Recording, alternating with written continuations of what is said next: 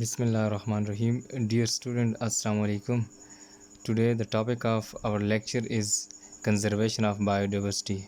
Before going toward this topic, we should discuss the previous lecture, that is virus. इससे पहले जो हमारा lecture था वो वायरस और बायोनोमेनोमेनक्लेचर सिस्टम के बारे में था, उसको हम थोड़ा सा रिकॉल कर लेते हैं। वायरस जो था, जिसको हमने कहा था कि एक यूनिक पार्टिकल है जो ऑब्लिगेट पैरासाइट कहलाता है, और इसको हम बॉर्डर लाइन पे कंसिडर करते हैं between living and non living organism. इसकी वजह यह है कि some scientist consider it as a living particle and some consider it as a non living particle. इसके अलावा हमने वायरस के बारे में ये भी कहा था कि वायरस जो है एसेलुलर पार्टिकल है, कि इसकी कोई भी सेलुलर स्ट्रक्चर नहीं है। इस वजह से इसको हम लिविंग कंसिडर नहीं करते, क्योंकि जो लिविंग थिंग्स होती हैं वो सेल से मिलकर बनी होती हैं, और ये जो वायरस है हमारे पास, ये सेल से नहीं मिलकर बना हुआ, तो इस वजह से इसको हम नॉन लिविंग कंसिडर करते हैं। फिर हमने ये कहा था कि वायरस बायोलॉजी की एक ब्रांच है जिसका नाम वायरोलॉजी है, उसके अंदर इसके बारे में हम पढ़ते हैं डिटेल से। और इसके अलावा हमने ये भी कहा था कि इसके अंदर कुछ प्रोसेसेस, जिस तरह रिस्पायरेशन, ग्रोथ, रिप्रोडक्शन वगैरह जितने भी प्रोसेस हैं, ये उस वक्त होते हैं जब ये होस्ट के अंदर चला जाता है, उसके बग़ैर ये अपने प्रोसेस नहीं कर सकता। अच्छा, इसके अलावा फिर हमने इसकी स्ट्रक्चर के बारे में डिस्कस किया था कि इसके अंदर डीएनए, आरएनए होता है जो हेरिडिटी मटेरियल होता है, और इसके साथ प्रोटीन होता है हमारे पास। फिर इसकी हमने डायग्राम देखी थी कि डायग्राम स्ट्रक्चर जो थी, ये आपको बताया था हेड रीजन होता है, नेक रीजन, और नीचे इसकी टेल शीथ जो होती है। फिर इधर अच्छा, ये जो फाइबर्स होती हैं, इनके ज़रिए ये क्या करता है, किसी भी जो होस्ट होता है, होस्ट सेल, उसके अंदर जो है इजेक्शन करता है इनके ज़रिए। फिर इसके अलावा जब ये इजेक्शन करता है तो वहाँ से जब उसके अंदर अपने ये जो टेल फाइबर्स होते हैं, इनको इजेक्ट करके अपना डीएनए जो होता है उसको अंदर धकेल देता है जो होस्ट सेल होता है। फिर उसके बाद हमने कहा था कि लिविंग पैरासाइट होता है जहाँ पे ये डिजीज़ काज करता है, उसकी जो होस्ट का मेटाबॉलिज्म होता है उसको यूज़ करता है। फिर हमने कहा था इन्फेक्शियस होता है कि ये इन्फेक्शन काज करता है डिजीज़, और कुछ डिजीज़ का हमने नाम बताए थे, जिस तरह कॉमन कोल्ड है, राइनो वायरस जो है वो काज करता है। फिर फ्लू के बारे में, स्मॉल पॉक्स, कोविड-19, ये चीज़ें। फिर क्लासिफिकेशन के बारे में कहा था कि 3 इसकी टाइप्स होती हैं, एनिमल वायरस, प्लांट और बैक्टीरियल वायरस, और उसकी भी रीज़न बताई थी। फिर हमने बायोनोमल नोमेनक्लेचर सिस्टम को डिस्कस किया था कि ये 2 नेमिंग सिस्टम होता है। इसके रूल्स और रेगुलेशन हमने पढ़े थे कि इसके रूल्स और रेगुलेशन क्या होते हैं। फिर कार्लस लिनियस के बारे में कहा था कि इसने फ़र्स्ट टाइम इसको प्रपोज़ किया था, और ये अभी तक ये सिस्टम चल रहा है। इस के बायोनोमेनक्लेचर सिस्टम के ज़रिए हम ये कहते हैं कि हमारे पास ये जो कोई भी साइंटिफिक नेम होता है, चाहे वो एनिमल का है, प्लांट का है, बैक्टीरिया का है, किसी भी लिविंग थिंग का है, वो 2 नेमिंग सिस्टम पे मौजूद होता है। फर्स्ट जो है वो हमारे पास जीनस होता है, और सेकंड जो है वो स्पीशी होती है। फिर उसके रिटन के रूल्स हमने बताए थे कि इटालिक करना होता है, अगर इटालिक नहीं करते तो उसको हम अंडरलाइन करते हैं। पहला जो वर्ड होता है जेनरिक का वो कैपिटल होता है, और स्पीशी का जो है वो स्मॉल होता है। फिर इसी तरह उसकी इम्पोर्टेंस बताई थी कि इम्पोर्टेंस ये होती है कि देखें कुछ ही जो विद इन सेम एरिया जो है प्लांट का नाम या एनिमल का नाम सेम होता है, लेकिन आप दूसरे एरिया में चले जाएंगे तो वहाँ डिफरेंट होता है, फिर वो आपकी बात को समझ नहीं सकते। इसलिए इस डिफ़िकल्टी को दूर करने के लिए बायोनोमेनक्लेचर सिस्टम मुतारफ़ करवाया गया था, और इसके ज़रिए आप दुनिया के किसी भी कोने में जाएंगे, वहाँ आप नाम लेंगे तो अगला बंदा समझ आएगा आपकी बात को कि ये क्या कहना चाहता है और कौन से प्लांट या एनिमल के बारे में बात कर रहा है। अच्छा, इसके बाद आज जो हमारा टॉपिक है वो है कंजर्वेशन ऑफ बायोडाइवर्सिटी। पहले हम देखते हैं कि कंजर्वेशन क्या होता है। Use the resources such as plants, animals, mineral and water in sensible वे।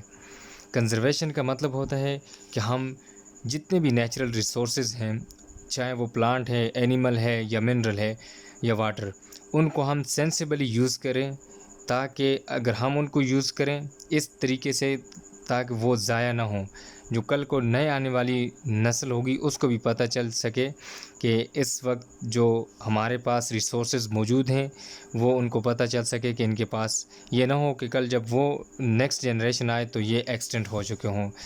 तो इसको हम कहते हैं कंज़र्वेशन। अच्छा, अब हमने कंज़र्वेशन ऑफ बायोडाइवर्सिटी पढ़ रहे हैं, तो ये कंज़र्वेशन हम बायोडाइवर्सिटी की क्यों करते हैं? एक क्वेश्चन राइज़ होता है कि कंज़र्वेशन हम किस लिए करते हैं? कंज़र्वेशन हम इसलिए करते हैं कि बायोडाइवर्सिटी लॉस हो रही है दिन ब दिन, कि बायोडाइवर्सिटी कम हो रही है, उसके कुछ आगे जो हैं लॉस हैं, कुछ उसकी काज हैं, वो आगे मैं आपको बताऊंगा कि इसकी क्या रीज़न है कि बायोडाइवर्सिटी डिक्रीज़ क्यों हो रही है या उसको लॉस क्यों हो रहा है। तो उस लॉस को बचाने के लिए हम फिर कंज़र्वेशन ऑफ बायोडाइवर्सिटी करते हैं। तो कंज़र्वेशन का आपको पता चल गया है कि कंज़र्वेशन हम किसी भी नेचुरल रिसोर्स को इस तरीके से इस्तेमाल करें ताकि वो हमारे लिए भी ठीक हो और कल को आने वाली जो न्यू फ्यूचर में जो जनरेशन आएगी उसके लिए भी वो मौजूद हो। ये ना हो कि हमारे लिए जो चीज़ है वो इस वक्त प्रेजेंट में मौजूद हो और कल उनके लिए एक्सटेंट हो जाए। तो ये होती है कंज़र्वेशन। फिर आगे, to conserve the natural resources, या आप ये भी कह सकते हैं कि जितने भी नेचुरल रिसोर्सेज हैं उनको कंज़र्व करना, उनको बचाना, ये कंज़र्वेशन कहलाता है। Conservation of biodiversity is the protection, upliftment and scientific management of biodiversity so as to maintain it at its threshold level and drive sustainable benefits for the present and future generation।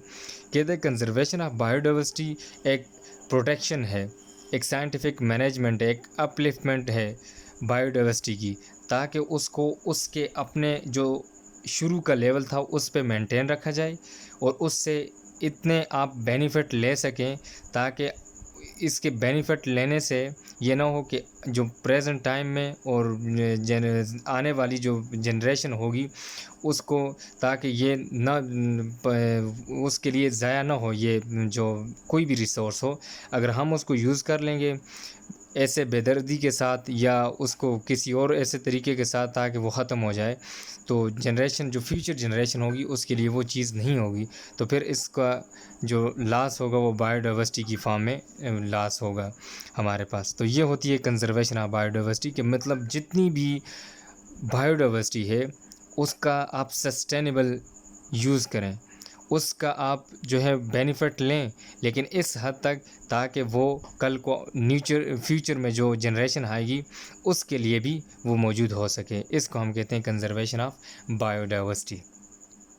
अच्छा, उसके बाद है the step taken for the saving biodiversity on earth term as conservation of biodiversity. इसके अलावा आप जितने भी इकदाम उठाते हैं बायोडाइवर्सिटी को सेव करने के लिए अर्थ पे, उसको हम कहते हैं कंजर्वेशन ऑफ बायोडाइवर्सिटी। अब देखें आप स्टेप, जिस तरह हमारे यहाँ डिफॉरेस्टेशन हो रही थी तो उसको, ये जो ट्रीज़ की कटिंग होती है इसको डिफॉरेस्टेशन कहते हैं। ये डे बाय डे इंक्रीज़ हो रही थी। जो माफिया था, जो लोग थे वो क्या करते थे, जंगलात से लकड़ी काट के आगे जाकर जो है बाज़ार वगैरह में फ़रोख्त करके अर्निंग करते थे। उन्होंने इसको अपना ज़रिए माश बनाया हुआ था। और अब जो रिसेंटली गवर्नमेंट आई है इसने इस पे बैन किया है, इसको स्टॉप किया है। और ये भी हमारे पास एक बायोडाइवर्सिटी कंजर्वेशन में आता है कि एक स्टेप लिया है गवर्नमेंट ने, उसको रोका है और उसके रोकने की वजह से जो प्लांट बायोडाइवर्सिटी है वो कंजर्व रहेगी। इसको लोग नहीं काटेंगे और जो हमारा फॉरेस्ट वाला रीजन होगा वो अच्छा रहेगा और ज़्यादा होगा। जब ये ज़्यादा होगा तो बायोडाइवर्सिटी ज़्यादा होगी, तो हमारा ये जो क्लाइमेटिक चेंज होती है ये उस तरह नहीं आएगी जिस तरह रैपिड क्लाइमेटिक चेंज आ रही थी, और इसका बैलेंस बराबर हो जाए जिस तरह पहले था। अच्छा, उसके बाद अब डिस्कस करते हैं हम conservation of biodiversity and other resources is necessary to fulfil the needs of for present and future generation. वही बात जो पहले मैंने आपको बताया, कहते हैं कि कंजर्वेशन ऑफ बायोडाइवर्सिटी जो होती है इसमें रिसोर्सेज को आप अपनी नीड के लिए यूज़ कर सकते हैं प्रेजेंट टाइम में भी, और फिर आपने इनको जो फ्यूचर जनरेशन होगी उसके लिए भी छोड़ना होगा, ताकि कल को वो भी इससे बेनिफिट हासिल कर सके। ये ना हो कि आज आप फ़ायदा ले लें और ये एक्सीडेंट हो जाए, और कल को जब न्यू जनरेशन आएगी तो उसके लिए कोई भी चीज़ बाकी नहीं रहेगी, तो वो किससे फ़ायदा लेगा। इसलिए हमने अपना ख्याल भी रखना है और न्यू फ्यूचर में जो जनरेशन आएगी उसका ख्याल भी रखना है, ताकि जिस रिसोर्सेज से हम बेनिफिट्स ले रहे हैं कल को, ताकि हमारी आने वाली नई नस्ल जो है वो भी इससे बेनिफिट ले सके। अच्छा, इसके अलावा अब हम डिस्कस करते हैं impacts of human on biodiversity. जो ह्यूमन के इम्पैक्ट्स हैं वो बायोडाइवर्सिटी पे क्या है हमारे पास। हम कहते हैं कि जो इंसान है वो क्या करता है कि बायोडाइवर्सिटी को सबसे ज़्यादा इंटरप्ट करता है। कैसे? देखें, हमें अगर लकड़ी की ज़रूरत होती है तो हम जाते हैं, थोड़ी सी लकड़ अगर ज़रूरत होती है तो हम पूरा जो है दरख्त काट देते हैं। अब इसी तरह वो जो दरख्त काटते हैं वो हमारे पास बायोडाइवर्सिटी के लॉस में आता है। बायोडाइवर्सिटी डिक्रीज़ हो रही है। जब हम दरख्त काटेंगे तो हमारे जो क्लाइमेटिक चेंज है, जो क्लाइमेट है उसमें चेंज आएगी। इसी तरह हर एक बंदा जो है वो काटने की कोशिश कर रहा होता है, तो इस तरह नेचर पे जो है प्रेशर आता है, और जब नेचर पे प्रेशर आता है तो उसके हमारी डेली लाइफ पे बैड इफ़ेक्ट्स पड़ते हैं। तो अब यहाँ पे ये जो बता रहा है, humans interrupting the biodiversity badly by doing all the anthropogenic activities. देखें, फिर वही बात कि ह्यूमन जो है वो इंटरप्ट कर रहा है बायोडाइवर्सिटी को बुरी तरह, by doing all the anthropogenic activities. वो एक्टिविटीज़ जो एनवायरनमेंट के लिए सूटेबल ना हो उनको एंथ्रोपोजेनिक एक्टिविटीज़ कहते हैं, कि जिसकी वजह से नेचर पे प्रेशर पड़ता है उसको। जिस तरह देखें, ये जो डिफॉरेस्टेशन है हो रही है हमारे पास, इसके अलावा अर्बनाइजेशन हो रही है, स्टेशन, फिर उसके बाद इंडस्ट्रियलाइजेशन,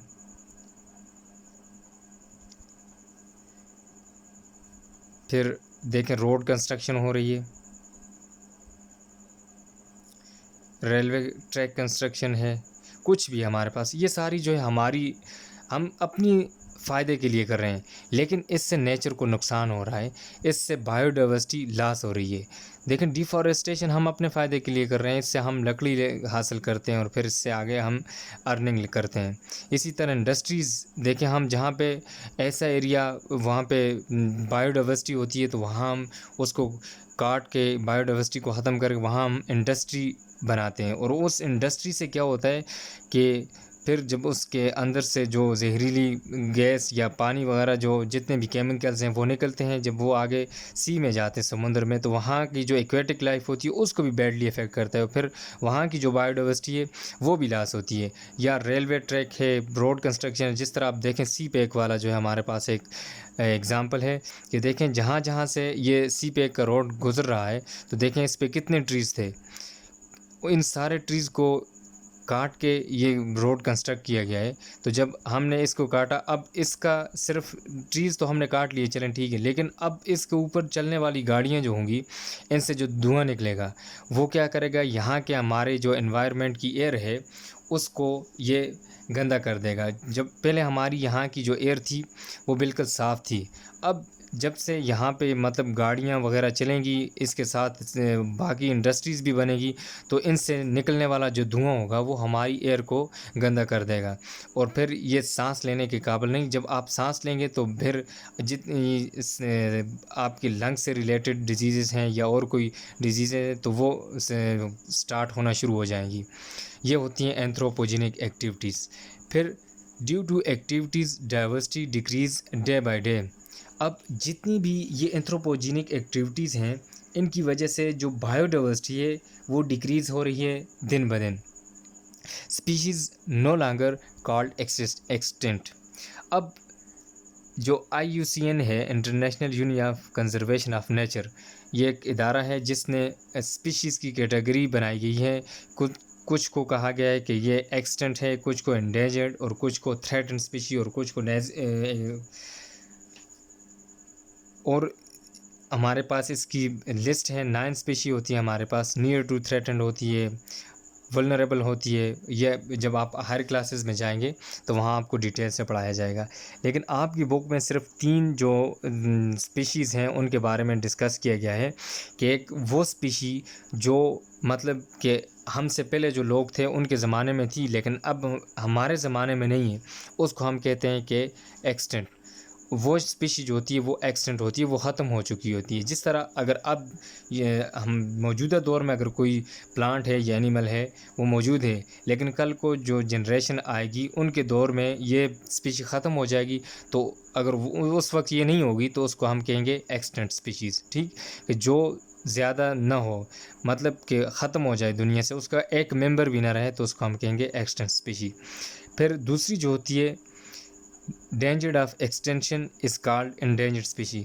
वो स्पीशी जिसको ख़तरा हो कि वो एक्सटेंशन की तरफ जा रही है तो उसको हम इंडेंजर्ड स्पीशी बोलते हैं। जिसको ख़तरा हो कि वो एक्सटेंशन की तरफ जा रही है, मतलब अभी नहीं तो कुछ अरसे के बाद वो क्या हो जाएगी, एक्सटेंशन हो जाएगी, उसको ख़तरा है, ख़त्म हो जाएगी, तो ऐसी स्पीशी को हम इंडेंजर्ड स्पीशी कहते हैं। एक और स्पीशी होती है जिसको हम थ्रेटन्ड स्पीशी कहते हैं। वो स्पीशी जो इसको ये ख़तरा होता है कि नियर फ्यूचर में, कि जो नियर फ्यूचर होगा उसमें वो एक्सटेंट हो जाएगी, तो इसको हम कहेंगे थ्रेटन्ड स्पीशी। इंडेंजर्ड स्पीशी में और थ्रेटन्ड स्पीशी में फ़र्क ये है कि इंडेंजर्ड स्पीशी जो है वो उस पर काफ़ी अर्सा लग सकता है कि वो एक्सटेंट होने में, जबकि इंडेंजर्ड स्पीशी नियर फ्यूचर के अंदर ही वो ख़त्म हो जाएगी, एक्सटेंट हो जाएगी, तो इसको हम कहते हैं थ्रेटन्ड स्पीशी। ये IUCN की कैटेगरी के मुताबिक स्पीशीज़ की डिफिनीशंस हैं कि एक्सटेंट स्पीशी क्या होती है, फिर एंडेंजर्ड स्पीशी क्या होती है, थ्रेटन्ड स्पीशी। 9 जो हैं वो उसकी कैटेगरी बनाई, उनमें से 3 यहाँ डिस्कस की गई हैं, बाकी जो हैं जब आप हायर क्लासेस में जाएंगे वहाँ आपके साथ डिस्कस की जाएंगी। फिर उसके बाद कहते हैं many plants and animals become endangered due to human activities. कहते हैं कि बहुत सारे जो प्लांट हैं और एनिमल्स ये ह्यूमन एक्टिविटीज़ की वजह से एंडेंजर्ड हो रहे हैं। जितनी ह्यूमन एक्टिविटीज़ ज़्यादा हो रही हैं, इंटरप्शन ज़्यादा हो रही है, तो उतने ही प्लांट्स और एनिमल्स इंडेंजर्ड होते जा रहे हैं। अब एग्ज़ाम्पल यहाँ पे देखें, अगर प्लांट्स की एग्ज़ाम्पल देखें, रेफ्लेशिया एंड ग्रास फंड, ये ऑफ इंडोनेशिया, ये जो है 2 प्लांट हैं हमारे पास, इनकी पिक्चर्स मैं आपको बताता हूँ। 2 प्लांट हैं इंडोनेशिया के जो एक्सटेंट हो रहे हैं। एक ये देखें, ये जो है रेफ्लेशिया है और दूसरा ग्रास फंड है, ये वाला। ये क्या हो रहे हैं, एक्सटेंट हो रहे हैं, इंडेंजर्ड है, मतलब कि अभी ये ख़त्म होने की तरफ जा रहे हैं। अच्छा, फिर उसके बाद एनिमल्स हैं, जियांट पांडा है इन चाइना और दूसरा माउंटेन गोरिल्लास है। इसकी पिक्चर्स भी मैं आपको बता देता हूँ। ये जियांट पांडा है चाइना के अंदर और दूसरा माउंटेन गोरिल्लास है, ये भी एक्सटेंशन की तरफ जा रहे हैं। इंडेंजर्ड स्पीशीज़ हैं दोनों, प्लांट और एनिमल्स की। ये क्या हो जाएंगे कि कुछ अरसे के बाद, यानी कि इनको ख़तरा है कि ये एक्सटेंट हो जाएंगी। अब पाकिस्तान के अंदर देखा जाए तो एनिमल्स जिस तरह चीता, tiger, lion, Indian wild ass जो है हमारे पास, ये क्या हो रही है, एक्सटेंशन की तरफ जा रही है, इंडेंजर्ड स्पीशी हमारे पास। अच्छा, फिर है इंडियन वन हॉर्न्ड राइनो सिरोज़, ये एक वहाँ का जो एनिमल है वो भी है, या स्वाम्प डियर है, ब्लैक बक है, और इसके बाद हैंगल हैव एक्सटेंट। ये जितनी भी स्पीशी हैं ये हमारे पास एक्सटेंट हो गई हैं। अच्छा, पाकिस्तान के अंदर जो है 31 mammals, in Pakistan 31 mammals, 20 birds, 5 reptiles are listed as endangered. कहते हैं कि पाकिस्तान के अंदर 31 मैमल्स, 20 बर्ड्स, 5 रेप्टाइल्स जो हैं उनको लिस्टेड किया गया है कि ये इंडेंजर्ड है, और ये IUCN की कैटेगरी के मुताबिक, उसकी रूल्स और रेगुलेशन के मुताबिक 31 मैमल्स, 20 बर्ड्स और 5 रेप्टाइल्स को इंडेंजर्ड की लिस्ट में शामिल किया गया है। फॉर एग्ज़ाम्पल, अब हमारे पास एक बर्ड है जिसको खुबारा बस्टर्ड कहते हैं, जिसको तेलोर बोलते हैं, ये पाकिस्तान में है। और अभी रिसेंटली आप लोगों ने देखा होगा कि टेडी दल जो अभी फसलों पे जिसने हमला किया था, ये खुबारा बस्टर्ड जो है एक परिंदा है जो क्या करता है कि 1 सेकंड के अंदर ये बहुत सारे शिकार करता था टेडी दल के। अब लोगों ने इसका शिकार करना स्टार्ट कर दिया, इसको ख़त्म कर दिया।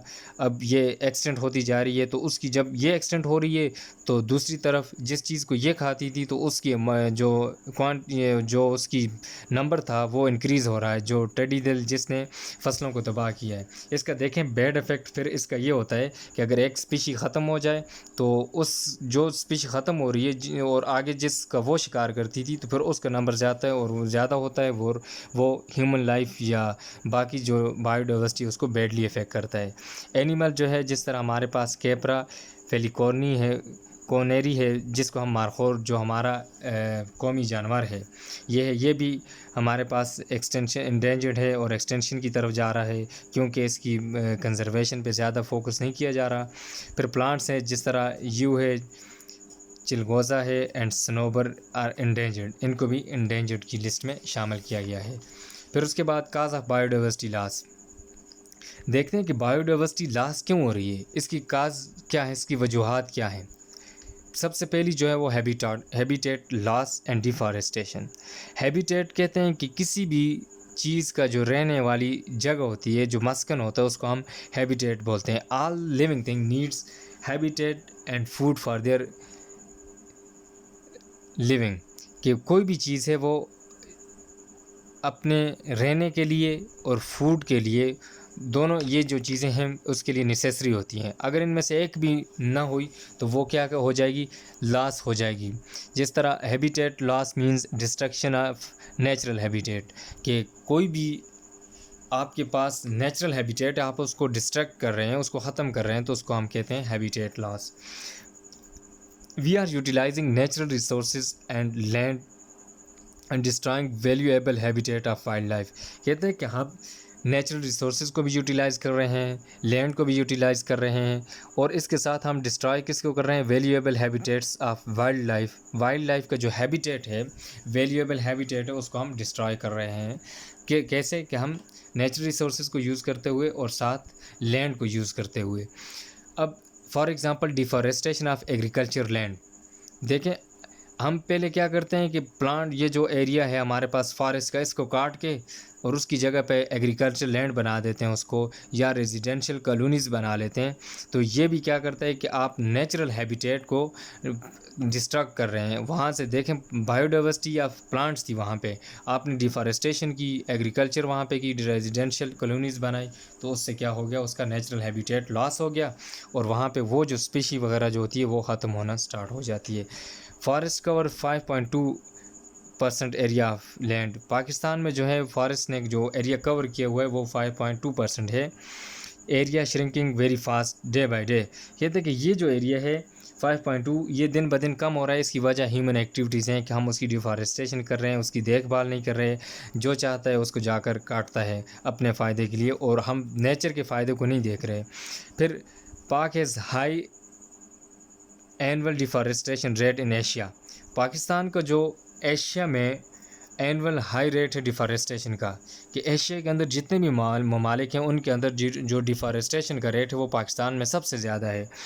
Report of world wild forest के मुताबिक 1947 के बाद जो है अभी तक उन्होंने एक रिपोर्ट जारी की, उसमें यह कहा गया कि 1947 में अभी जो more than 1,51,500 acres of forest land have been converted to non forest land, के उसके बाद से लेकर अभी तक जो है 1,51,500 एकड़ जो है फॉरेस्ट वाली लैंड उसको नॉन फॉरेस्ट लैंड में कन्वर्ट किया गया है, यही ह्यूमन एक्टिविटीज़ की वजह से। फिर उसके बाद और हंटिंग है, आल्सो काज बायोडाइवर्सिटी, के आप जो शिकार करते हैं, एक तो चलें किसी हद तक थोड़ा बहुत शिकार, लेकिन और हंटिंग जो होती है वो क्या करता है, बायोडाइवर्सिटी को लॉस करता है। In Pakistan lizards, snakes, crocodiles and larger mammals are hunted for various purposes, कि पाकिस्तान के अंदर जो ये छिपकली होती है, सांप्स वगैरह या क्रोकोडाइल्स, जितने भी लार्ज मैमल्स हैं, इनको मुख्तलिफ़ पर्पज़ के लिए इनका शिकार किया जाता है और उससे एडवांटेज या अर्निंग की जाती है। फिर उसके बाद नेक्स्ट जो है अच्छा, large number of migratory birds passing through Chitral are hunted and killed, कहते हैं कि हर साल माइग्रेटरी बर्ड्स वो होते हैं जो माइग्रेशन करते हैं, सीजनल माइग्रेशन होती है इनकी। देख बाज़ ऐसे होते हैं कि जो ठंडे इलाकों में सर्वाइव कर सकते हैं, और कुछ ऐसे होते हैं जो ठंडे इलाकों में सर्वाइव नहीं कर सकते, फिर वो अपने अंडे देने के लिए दूसरी जगह पे माइग्रेशन करते हैं। तो इसको हम सीजनल माइग्रेशन कहते हैं। जैसे सीज़न चेंज होता है तो वो दूसरी जगह अपनी माइग्रेशन कर देते हैं। तो इस दौरान चित्राल के अंदर जब ये पास हो रहे होते हैं, ये उनकी माइग्रेशन हो रही है, तो उस वक्त उनका वहाँ पे शिकार किया जाता है और उनको ख़त्म किया जाता है। फिर इसके अलावा इंट्रोडक्शन और रिमूवल ऑफ स्पीशीज़। देखें कि बाज़ ऐसी स्पीशीज़ होती हैं जिसका अगर हम वहाँ किसी एरिया में उसको इंट्रोड्यूस करें तो वो जो है वहाँ पे बैड इफ़ेक्ट काज करती है, या कोई स्पीशी वहाँ से रिमूव करें किसी एरिया से तो वो उसके भी बैड इफ़ेक्ट्स हों सोसाइटी पे या बायोडाइवर्सिटी पे। तो ये भी एक रीज़न है हमारे पास। देखें, new species introduce in ecosystem it may cause bad effect for existence of other species. कहते हैं कि अगर आप कोई स्पीशी एक एरिया के अंदर, एक इकोसिस्टम के अंदर इंट्रोड्यूस करें जो पहले से उसके अंदर मौजूद ना हो, तो वो क्या करती है कि बैड इफ़ेक्ट काज करती है उसकी दूसरी जो स्पीशीज़ होती हैं उसकी एग्जिस्टेंस पे। कैसे? फॉर एग्ज़ाम्पल यूकलिप्टस एक ट्रीज़ है जिसको हम गोंद बोलते हैं। It is migrated from Australia to Pakistan. इसको माइग्रेट किया गया है ऑस्ट्रेलिया से पाकिस्तान के अंदर, और इस प्लांट की ये प्रॉपर्टी है, ये बहुत ज़्यादा पानी को कंज्यूम करता है। ये इसकी एबिलिटी होती है कि ये बहुत दूर से और ज़्यादा इसकी वाटर की अमाउंट को कंज्यूम करता है। अब इसका क्या फ़र्क पड़ता है दूसरे जो प्लांट्स हैं? अब ये वहाँ के जो दूसरे प्लांट्स होते हैं उनके मुकाबले में ये इसका रेट भी ज़्यादा होता है और इसकी कैपेसिटी भी ज़्यादा होती है वाटर को कंज्यूम करना। तो फिर उनके लिए जो दूसरी स्पीशी होती है उनके लिए पानी जो है कम पड़ जाता है और वो फिर उनका वहाँ पे रहना मुश्किल हो जाता है। फिर removal of species also cause bad effects on ecosystem. जैसे इंट्रोडक्शन, इसी तरह रिमूवल भी किसी भी एरिया की स्पीशी या बायोडाइवर्सिटी जो है उस पर बैड इफ़ेक्ट काज करता है। जिस तरह स्टार फिश जो है वो मसल को ईट करती है, अगर हम स्टार फिश को वहाँ से रिमूव कर दें तो जो मसल्स होंगे उनका नंबर ज़्यादा हो जाएगा, और ये क्या करेंगे, इंसेक्ट्स को ये ज़्यादा खाते हैं मसल्स। इस तरह फिर इंसेक्ट्स की जो बायोडाइवर्सिटी है वो डिक्रीज़ हो जाएगी और ये हार्मफुल होगी मसल्स दूसरे जो इंसेक्ट्स वगैरह होंगे उनके लिए। फिर इस तरह रैपिड इंडस्ट्रियलाइजेशन के जो दिन ब दिन इंडस्ट्रीज़ ज़्यादा हो रही हैं, इसकी वजह भी ये भी एक वजह है बायोडाइवर्सिटी की लॉस की। जिस तरह रैपिड इंडस्ट्रियलाइजेशन, केमिकल्स उससे निकलते हैं, उनके पोल्यूटेंट्स जो निकलते हैं और ये जाकर आगे सी वगैरह में या इकोसिस्टम जो होता है उसमें जाकर वहाँ पे पोल्यूशन काज करते हैं। पोल्यूशन बेसिकली जो है ये इसको हम काज एक्सटेंशन नहीं कह सकते। इसकी वजह यह है कि ये एक्सटेंशन नहीं करती, बल्कि इसकी वजह से जो प्रॉब्लम्स पैदा होते हैं, तो वो जो प्रॉब्लम्स होते हैं वो स्पीशी को क्या कर देते हैं, एक्सटेंशन की तरफ लेकर चले जाते हैं और उस एरिया से वो स्पीशी जो है एक्सटेंट होना शुरू हो जाती है। ये होता है हमारे पास लॉस ऑफ बायोडाइवर्सिटी। अब फिर हम एक बार अपने लेक्चर को देख लेते हैं कि सबसे पहले हम कंजर्वेशन ऑफ बायोडाइवर्सिटी डिस्कस की। कंजर्वेशन क्या होती है कि उन किसी भी नेचुरल रिसोर्स को कंजर्व करना, फिर बायोडाइवर्सिटी को कैसे कंजर्व करना, ये हमारे पास कंजर्वेशन ऑफ बायोडाइवर्सिटी होता है। फिर इम्पैक्ट्स होते हैं ह्यूमन के, कि ह्यूमन का इम्पैक्ट क्या है उसकी बायोडाइवर्सिटी के ऊपर। फिर हमने उससे काज ऑफ बायोडाइवर्सिटी पढ़े हैं, लास्ट जो हैं वो पढ़े हैं। पहला जो था हमारे पास हैबिटेट लॉस था, फिर उसके बाद जो है आवर हंटिंग थी, और हंटिंग के बाद जो नेक्स्ट थी वो इंट्रोडक्शन और रिमूवल ऑफ स्पीशी थी। फिर इसके अलावा रैपिड इंडस्ट्रियलाइजेशन थी। आज जो आपकी होम असाइनमेंट है, आप लोगों ने ये जितने भी हमारे पास बायोडाइवर्सिटी के लॉस हैं या काज ऑफ बायोडाइवर्सिटी लॉस जो हैं, इनको आपने डिटेल से लिखना है। ठीक, अल्लाह हाफिज़, बहुत शुक्रिया।